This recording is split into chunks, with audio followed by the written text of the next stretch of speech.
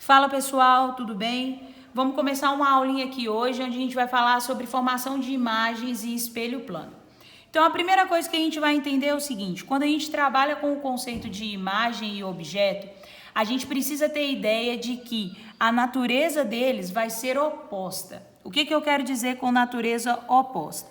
Se eu tenho um objeto que é real, quando esse objeto for colocado em frente ao espelho plano, ele vai formar uma imagem que é virtual.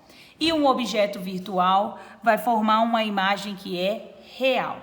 O meu objeto, gente, virtual ou real, a gente consegue, distinguir isso através do prolongamento dos raios. Então, uma imagem virtual, ela é formada pelo prolongamento dos raios refletidos. Então, eu vou ter o meu raio refletido, faço o prolongamento desse raio refletido, onde os raios se encontrarem, eu tenho a minha formação de imagem do objeto. E essa imagem é uma imagem virtual. Agora, se eu tiver um objeto virtual, esse objeto virtual vai dar origem a uma imagem real, tá?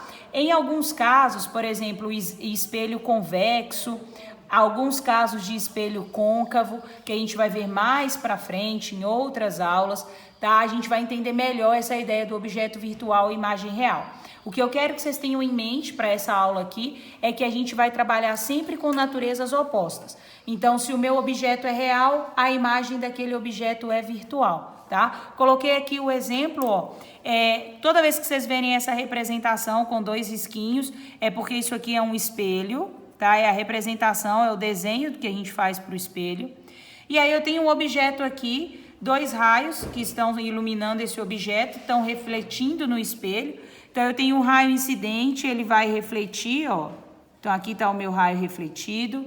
Tenho esse segundo raio incidente, ele também vai refletir. A gente vai entender qual que é a regra para eu traçar onde esse raio vai refletir. Observa que esse raio refletido e esse raio refletido, eles não se encontram. Mas se eu prolongar esses raios refletidos, olha, se eu prolongar esse raio aqui,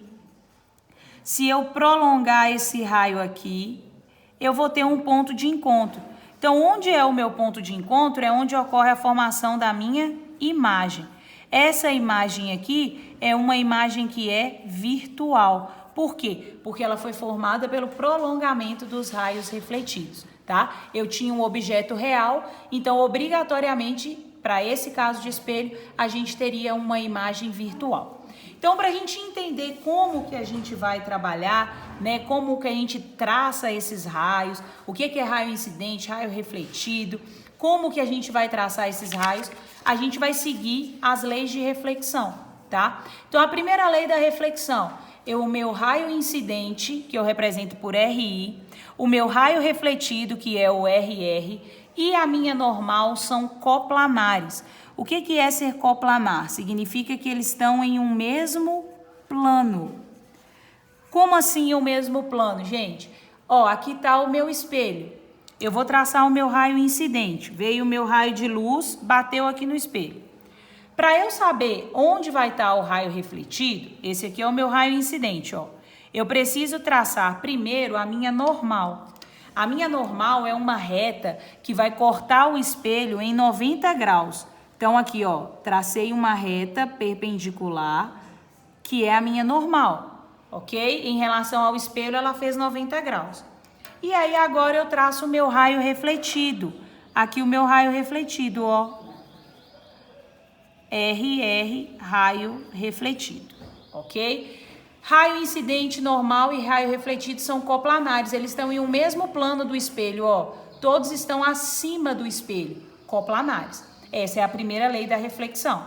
E a segunda lei da reflexão fala o seguinte: o ângulo de incidência do raio incidente, e o ângulo de reflexão são iguais. Então, ó, tracei o meu raio de incidência. Aqui está o meu RI, raio incidente. Tracei a minha normal, 90 graus com o espelho. Gente, precisa traçar toda vez.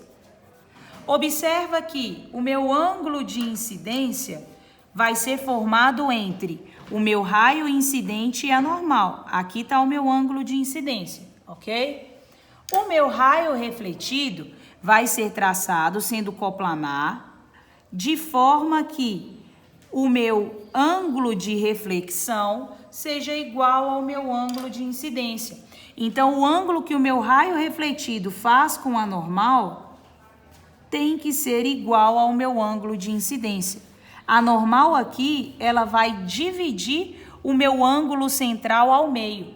Vamos imaginar aqui, o exercício me pergunte qual é o ângulo entre o raio incidente e o raio refletido. Ele está perguntando esse ângulo total aqui, ó. Vou dar de exemplo 60 graus. Mas se o exercício te perguntar qual é o ângulo de incidência, o ângulo de incidência é 30 e o ângulo refletido é 30. O ângulo total entre os raios é 60. O que a normal faz? A normal divide o meu ângulo central ao meio. Por isso que o meu ângulo de incidência é igual ao meu ângulo refletido, porque a normal divide ele pela metade. Então, metade do ângulo fica para o raio incidente, a outra metade para o raio refletido. E aí eu tenho o ângulo de incidência e tenho o ângulo refletido no mesmo espelho. Lembrando que os três são coplanares, ó. Os três estão no mesmo lado do espelho, né? No mesmo plano do meu espelho, ok? Então, essas leis da reflexão, elas são importantes porque quando a gente vem para o espelho plano, que é o que a gente vai falar, a gente vai seguir exatamente essas regras de reflexão.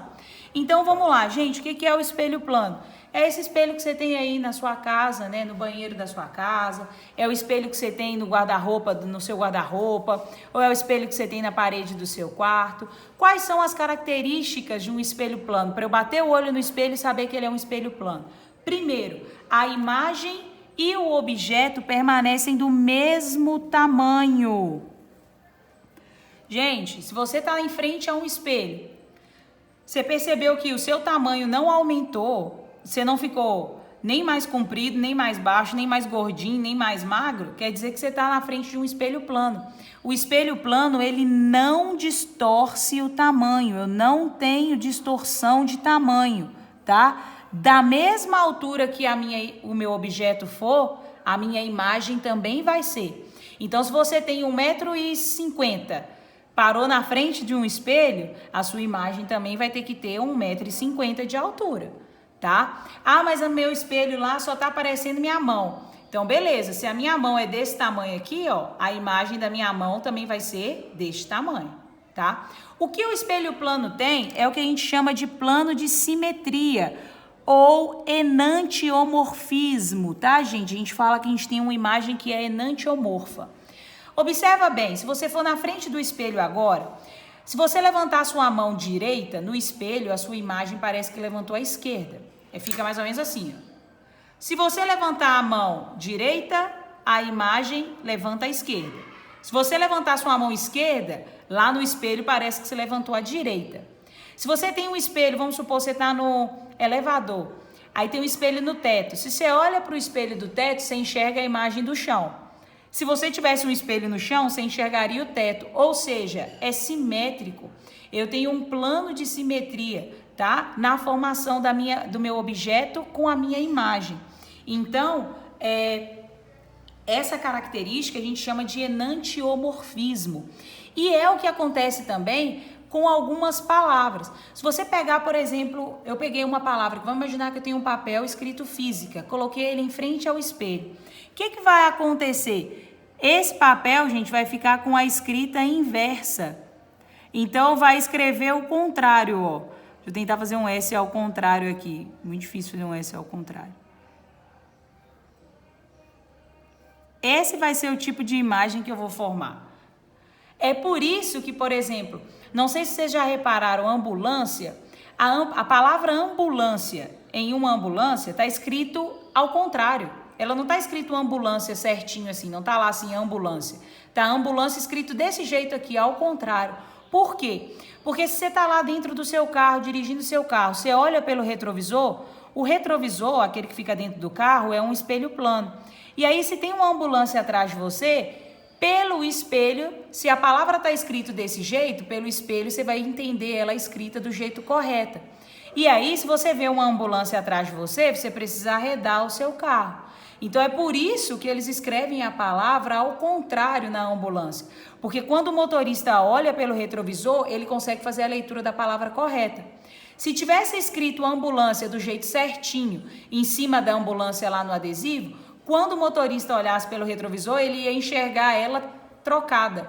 E aí ele não ia identificar que era uma ambulância que estava atrás dele, tá? Então esse plano de simetria que a gente chama de enantiomorfismo é a capacidade que o espelho plano tem de fazer essa inversão. É uma inversão, ele não distorce a imagem. A palavra não fica maior, nem na largura, nem na altura. Ela simplesmente fica distorcida, tá? E aí a gente mantém a ideia de natureza oposta para o objeto e imagem. Eu tenho um objeto real, vou ter uma imagem que é virtual.